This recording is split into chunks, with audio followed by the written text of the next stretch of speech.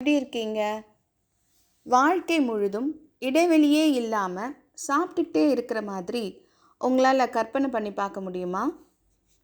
நாம் சாப்பிட்ற உணவு சரியாக ஜீரணமாகி உணவில் உள்ள ஊட்டச்சத்துக்களை உறிஞ்சி தேவையில்லாத கழிவுகள் வெளியேற வேண்டும். இந்த மாதிரி உணவை கையாள்றது நம்மளோட உடல் நலத்துக்கு ரொம்ப முக்கியம். ஒவ்வொரு வேளை சாப்பிட்ட பிறகும் நம்ம ஜீரண மண்டலம் அடுத்த உணவை எதிர்கொள்ள தன்னை தயார்படுத்திக்குது.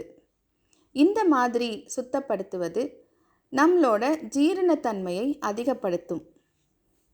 இப்போ நம்மளோட மனதுக்கு என்ன நடக்குதுன்னு பார்க்கலாம்.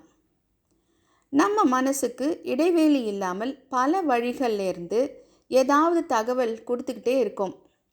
நல்ல விஷயங்களும் சரி, கெட்ட விஷயங்களும் சரி. ஆனால் நமக்கு கிடைக்கிற தகவல்களில் எது நமக்கு தேவை, எது நமக்கு தேவையில்லை அப்படின்னு அனலைஸ் பண்ணுறதுக்கு நாம் நேரம் ஒதுக்கிறதே கிடையாது. அந்த நேரத்தை நாம் ஒதுக்கும்போது அது நம்ம மனநலத்துக்கு ரொம்ப நல்லது. தனிமையில் கொஞ்ச நேரம் இருங்க. உங்கள் மனதோட தொடர்பு கொள்ள தியானம் உதவும்.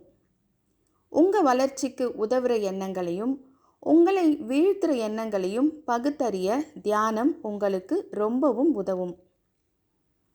இதனால் உங்கள் மனம் தெளிவடையும். உங்கள் மனசுக்கு தொடர்ந்து தகவல்களை கொடுப்பதை நிறுத்துங்க. உங்கள் மனதை சற்று நேரம் அமைதிப்படுத்துங்கள். அடுத்த தடவை உங்களை பார்க்குற வரைக்கும் சிரிச்சுக்கிட்டே இருங்க. எதிர்காலம் நல்லதாகவே அமையும்.